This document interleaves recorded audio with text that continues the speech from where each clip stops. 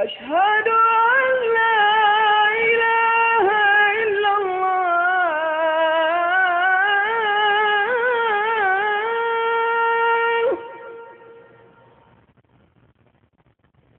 أشهد أن لا إله إلا الله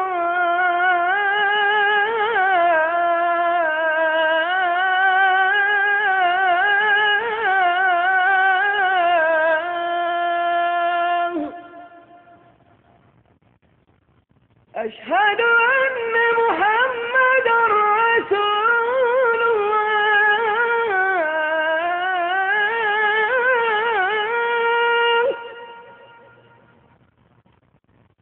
أشهد أن محمدا رسول الله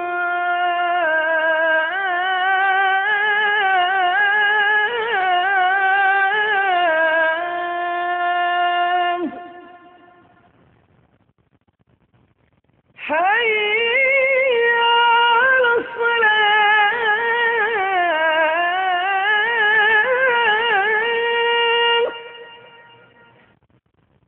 حي على الصلاة.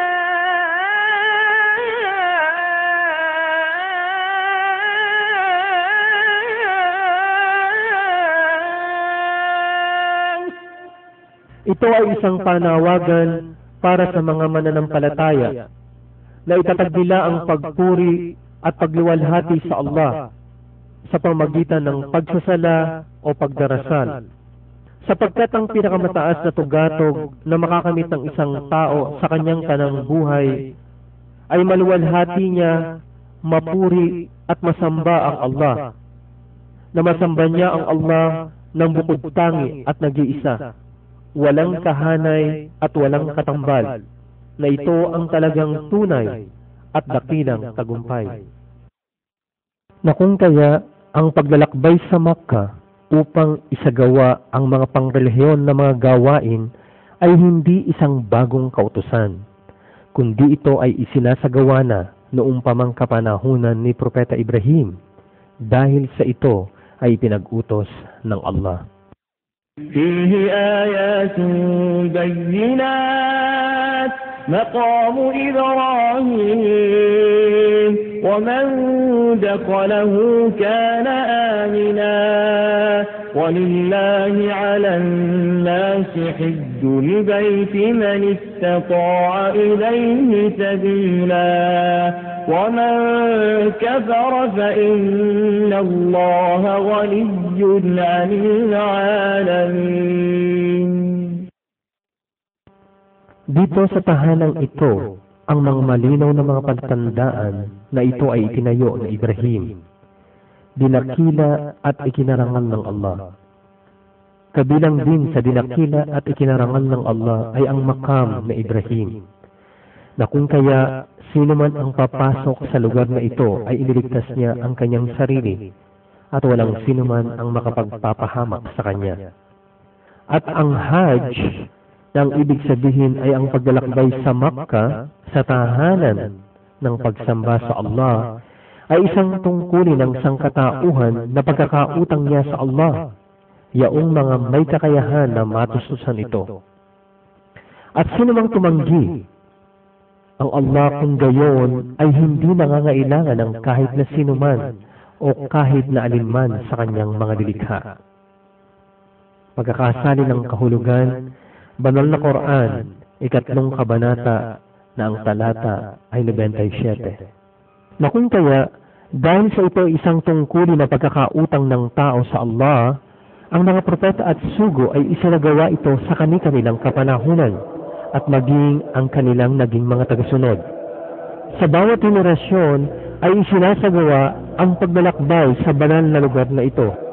Hanggang sa kasalukuyan ay patuloy itong isinasagawa.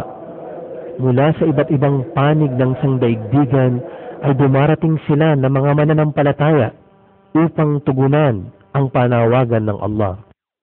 Ito naman ang tinatawag na Maqamu Ibrahim, na sa lugar na ito inilagay ang batong pinagtungtungan ni Propeta Ibrahim habang itinatayo nila noon ng kanyang anak na si Propeta Ismail ang kaabang ito.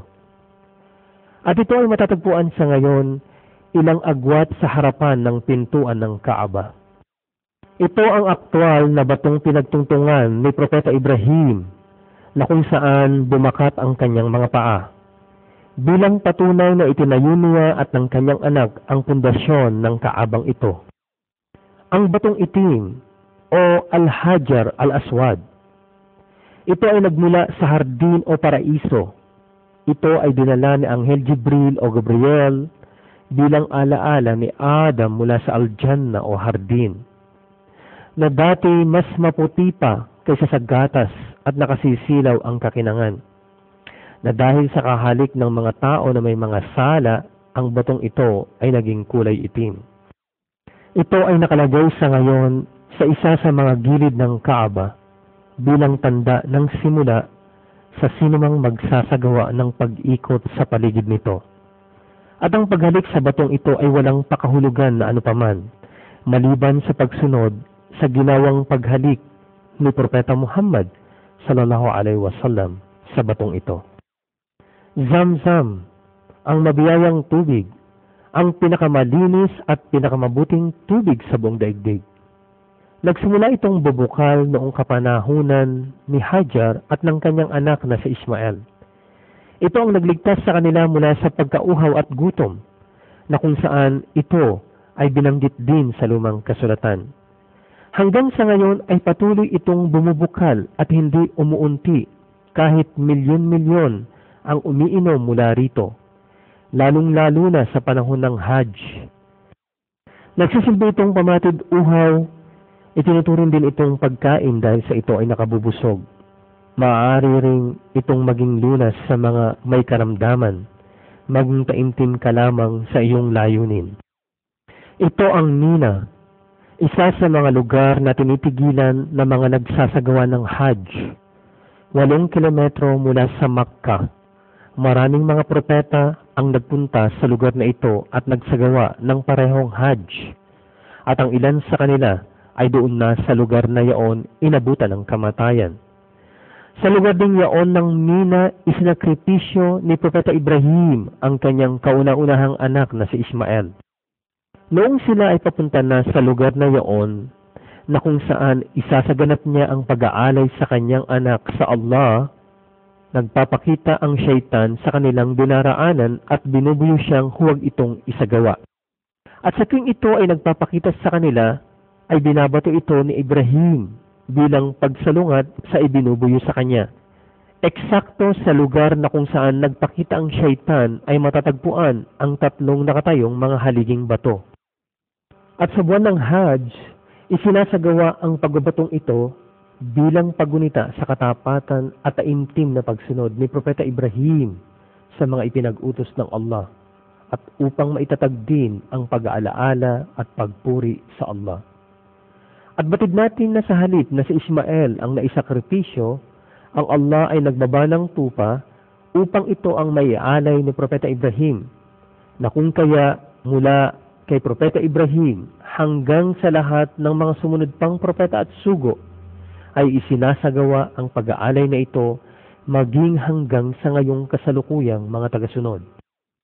Arafat, isang kilalang lugar na malapit sa Makkah, na kung saan ang lahat ng mga nagsasagawa ng Hajj ay nararapat na manatili sa lugar na yaon sa 9 ng buwan ng Dhul-Hijjah. Ito ang pinakadakilang araw na nilikha ng Allah, na kung saan ay pinatatawad niya ang maraming tao at binibiyayaan niya sa araw na ito. Maging ang mga naunang propeta at mga sugo at ang kanilang mga tagasunod ay nagsagawa rin ng ganitong banal na paglalakbay, ang tinatawag na Hajj. Dahil ito ay isang panawagan ng Allah na isagawa ng mga mananampalataya na may kakayahang gawin ito. Dito rin nagbigay ng sermon ang huling sugo na si Propeta Muhammad sallallahu alaihi wasallam at ilan sa kanyang mga sinabi, "O sangkatauhan, pakinggan ninyo akong mabuti. Sambahin ninyo ang Allah ng nag-iisa at bukod tangi. Tuparin ninyo ang 5 beses na pagdarasal. Mag-ayuno sa buwan ng Ramadan. Linisin ang inyong mga kayamanan sa pamagitan ng pagbibigay ng zaka o obligadong kawanggawa. at isagawa ang Hajj o banal na paglalakbay kung makakayanan ninyo itong tustusan.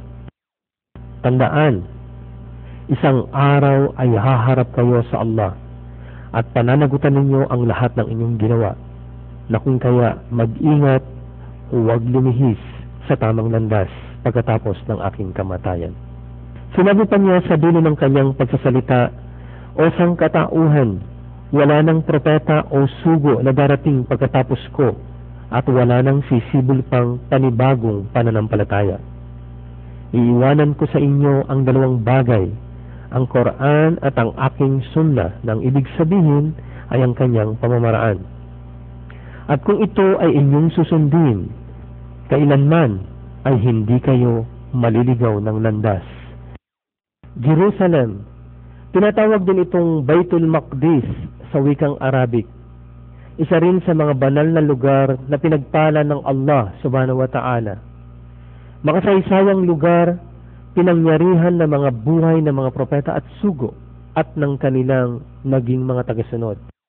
Naganap din sa lugar na ito ang hinggil sa talambuhay ni Propeta David, na ang kanyang kagalingan ay ang anumang mahawakan niyang bakal ay lumalambot at nayuhugis sa itong kasuotang pangdigma at iba pa. Ang kasaysayan ni Propeta Sulaiman at ng kanyang kaharian at ang pambihirang karunungang ipinagkaloob sa kanya. Ang hinggil sa buhay ni Propeta Zakaria at Yahya na tinatawag na Juan. Ang kasaysayan hinggil sa sugong si Isa na tinatawag na Jesus, sa kanyang inang si Birheng Maria at ang marangal na angkan na kanilang pinagmulan.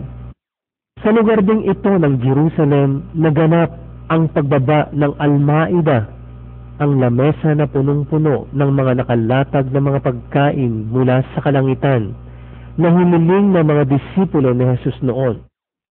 Mula sa Makkah ay naglakbay ang Propeta Muhammad sallallahu alaihi wasallam patungo sa Jerusalem na ito. Na ang pangyayaring ito ay tinawag na Al-Isra, ang paglalakbay sa gabi, ng isa sa kadahilanan ay upang ipakita ang ugnayan ng dalawang sagradong lugar, at mula roon sa Jerusalem ay umakyat siya sa ikapitong kalangitan kasama si Anghel Gabriel upang tanggapin ang kapahayagan hinggil sa pagdarasal at ilang bahagi ng Quran. Na kung kaya gano'n na lamang kahalaga ang lugar na ito sa mga mananampalataya.